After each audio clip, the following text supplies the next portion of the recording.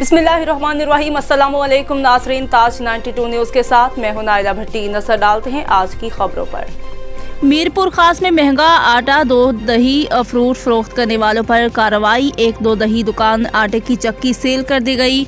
मीरपुर खास deputy commissioner Mirpur खास ज़ैनुल आबदीन की हिदायत पर दूध, दही, आटे, सब्जी और फ्रूट्स के दुकानदारों की जानिब से महंगा आटा, दूध, दही, गोश्त, फ्रूट्स फरोख्त करने वालों पर असिस्टेंट कमिश्नर मीरपुर खास मोहम्मद हुसैन खोसू का छापा।